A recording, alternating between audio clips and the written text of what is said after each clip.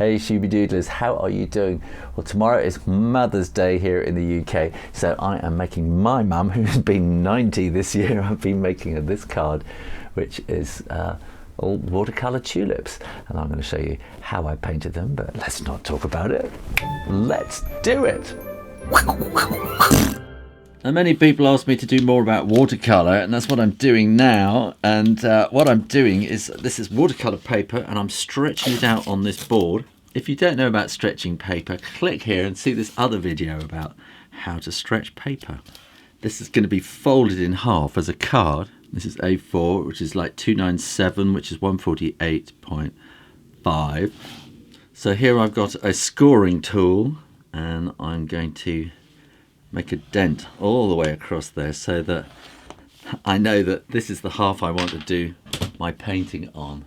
Well, this is going to be all about tulips, so I'm going to want, it's kind of like an explosion of kind of fireworks really is what we're aiming for, and we're going to do this kind of curvy shape, and I think we might do something like that, and another one up there, and maybe something there.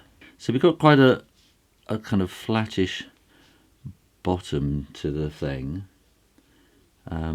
and I think here we might even get a bit of something coming around on the other side from there. I'm going to have that going up there, something like that. We have something a little bit more open, maybe.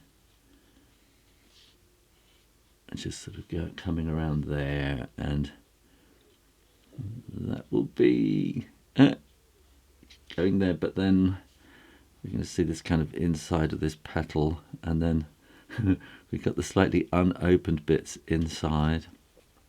This one may be a bit more rounded there, and we've got this kind of rounded bits inside. You've quite often got this little kind of pointy bit there. And I'm going to allow some leaves to go over onto the back. And the leaves are kind of these strange pointy shapes, aren't they?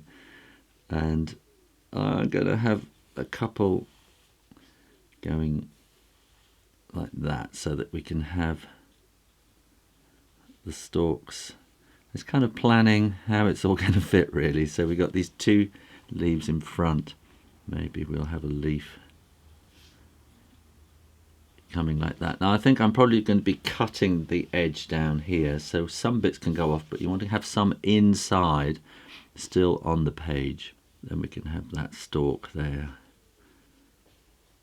And I'll do another going slightly off the page there. And we can have this stalk coming down there, and then maybe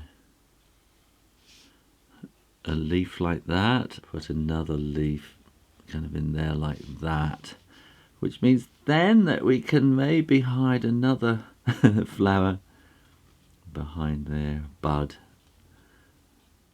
Kind of making this up as I go along. This one, I'm just thinking I'm going to have one more bud round about there, like that, and then we'll have a few more leaves. I think I might just have a leaf coming like that. And it's time to get out my trusty watercolour set, which is has a very dirty palette, so I'm going to clean that up first. This is a Pentel Aquash brush, which I find I use all the time now. When you dib-dab like that and just slightly squeeze the handle, the water in the handle comes out through the brush and cleans it all up beautifully. And I'm going to start off, I think, with this one here and make this one very yellow. So I think we want really bright, start with really bright colours for the actual flowers. And there's some nice pinky kind of colour here, which I think I'm going to do a kind of a pickety edge on the end of this one. So I'm going to just put little kind of, this is Naples yellow in there, and then I'm going to kind of brush up to it with this sort of carmine kind of colour. that's a little bit strong, so I'm kind of thinning down a bit with water. And then we need that in there as well. And I think I want something slightly purpley, so I'm going to add a little bit of blue to that one. And I think maybe this one will be more purpley. If you're not sure, just type tulips into Google Images, and I've kind of done that and looked at several pictures and seen quite how they work and quite how tulips work. And this is a kind of a conglomeration of various pictures I've been looking at. And I suppose I've done a little bit of practice with the drawing, but this is the first time I've got my watercolours out, so I haven't practiced this, which I suppose I really should have, shouldn't I? But I haven't. And then we're going to come back to this pink. I'm going to add a little bit of vermilion in it just to kind of warm up that pinkness there. And we'll do that. And I think watercolours really suit themselves to flower paintings, because flowers are just so delicate, and watercolours are a very delicate medium. Now, as I've said it many times before in videos, that watercolour, the light is coming from the white paper, so it's like the white paper you have to think of as a light bulb, and what you're doing is you're kind of putting a transparent layer like a toffee or a caramel wrapper or something like that over the top. And so each layer is a transparent layer going over the top. So if you imagine you've got that there, if you put an extra layer on, that's going to get slightly darker. And you build up the layers like that. Now I'm going to do the leaves, and I'm going to start with a really pale, kind of luminous green. And they're all kind of based on this colour, and then we kind of add layers on the top. And the same with the stems as well. Now if you're really pernickety kind of person, then you're going to want to really stick, within the lines. But if you're not, it doesn't really matter if you go over the lines. It's all down to style, really, and what becomes your style. You can have a loosish style or a really photorealistic style. It really comes down to your kind of personal preference.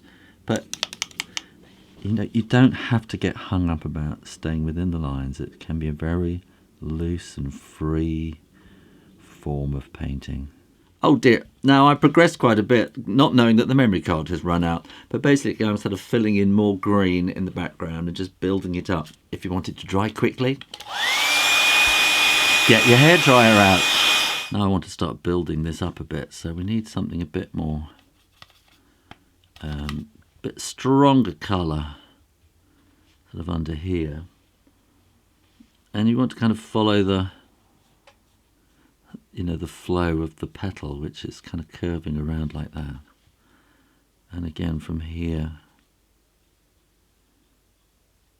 this will be kind of curving around. And that way we might get a slightly stronger line in there. Maybe just a little bit darker altogether around there. So this is now dropping colour into a wet area, so you get a different kind of thing going on. And then we're going to want that quite much darker inside.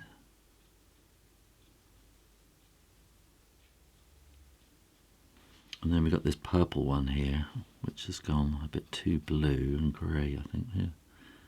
Oh, I haven't got a purple. Maybe I need to add a different kind of a blue to that pink. And again, we're going to kind of want to bring that way, but we want this kind of luminousness, luminance kind of coming in there. Oh, that's too much, So I'm just going to always have a bit of kitchen towel on hand so you can dab up colour that you put on too much. And then that will probably be okay. And I think it's going to be quite dark around there. And I'm getting rid of all the colour on the brush now. So I'm painting clean water at the top, so then I can kind of flood that colour in up to the top. And then we want this quite dark inside as well.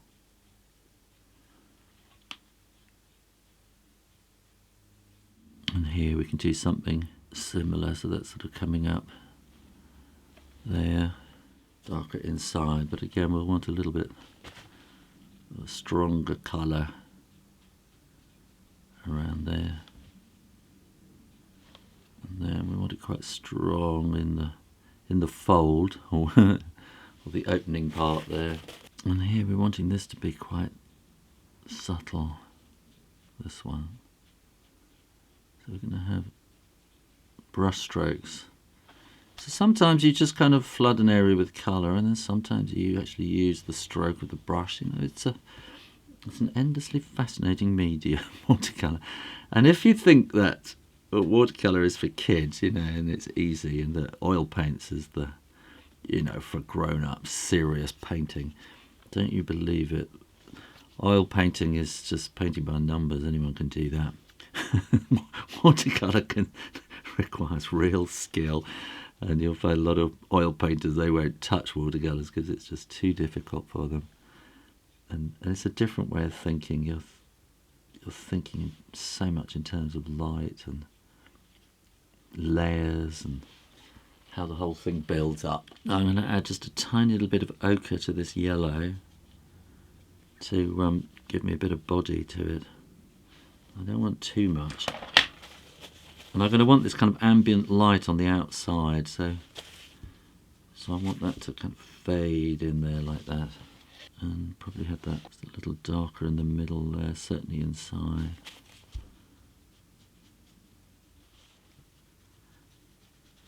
Probably where we want the sort of the shadiness of it. But we want it to be nice and light on the edges to kind of get that tulip glow.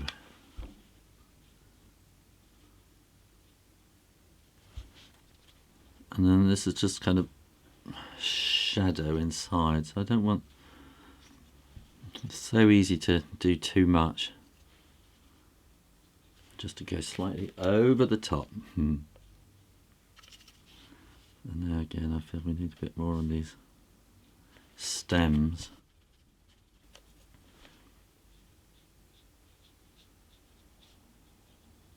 And I just realised I didn't think I got a stem for that one up there, have I? Add a bit of yellow into that there. I'm not going to use any black or anything in this, but I'm going to try and do a very dark kind of purple to just do some kind of dark shadow parts. Maybe.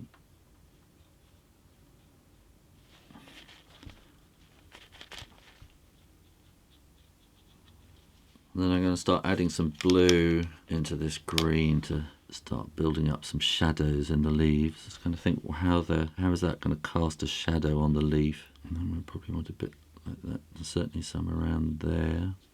And again, I'm not using any black. I'm kind of mixing dark shades with hitting the green with a little bit of pink and a little bit of dark blue, and just kind of mixing until it kind of feels right. So that's coming up there, so we can have quite a dark shadow there, I think, and then we need that darkened up a bit in there. And you see I'm constantly cleaning the brush and thinning it down. That'll be dark. And this is kind of adding yet another layer on there. And I feel I need a bit of shadow in behind that yellow to bring it out a bit more. And then at some point I think we need some quite serious shadow.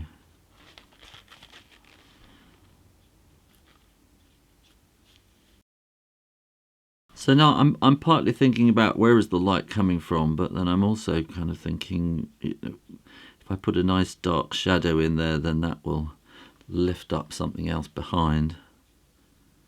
And I suppose a lot of it is just, you know, experience and having played with it a lot before.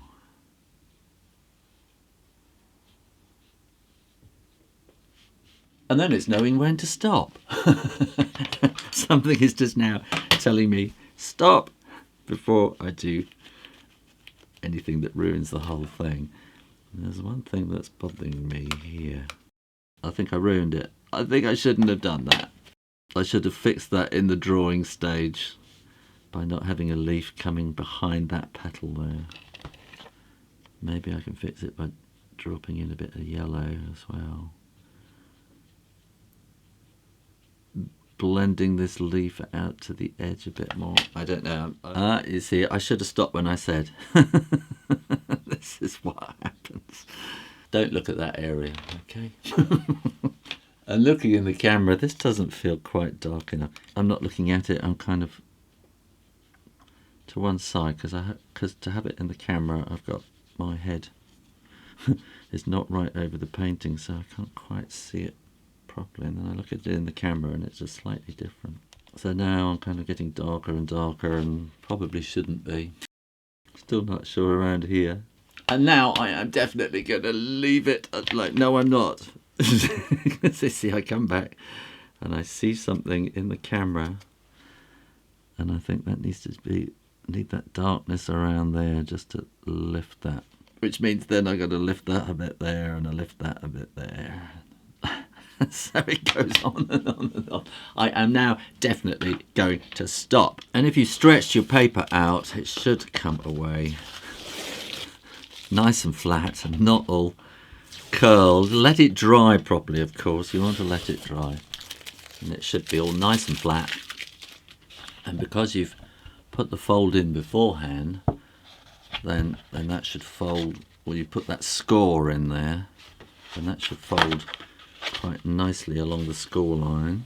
So now it's much more of a greetings card. I don't know what cutting tools you have, but I have a scalpel and a cutting mat to hand, which is incredibly sharp, so I don't press hard.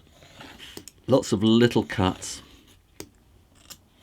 are much better and safer than one great deep, hard, heavy cut, which is probably going to slip and you're going to hurt yourself.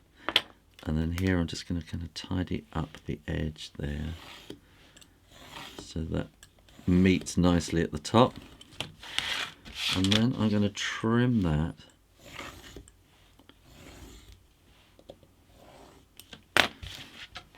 so that's completely trimmed. And inside I'm going to go with the pink. I think it has some little explosions coming off here. So this is the card I'm giving my mother tomorrow, don't tell her. And if you want to see a kind of a simpler vase of tulips, go and see this old video I did quite some time ago, and click here for the mystery drawing. Either way, click up here and make sure you are subscribed to the Shoo Rayner drawing channel for lots more drawings and videos and stuff about drawing and painting, watercolour and stuff like that. In the meantime, keep drawing, drawing, drawing. Practice, practice, practice. And I'll see you next time. You take care now. Bye-bye.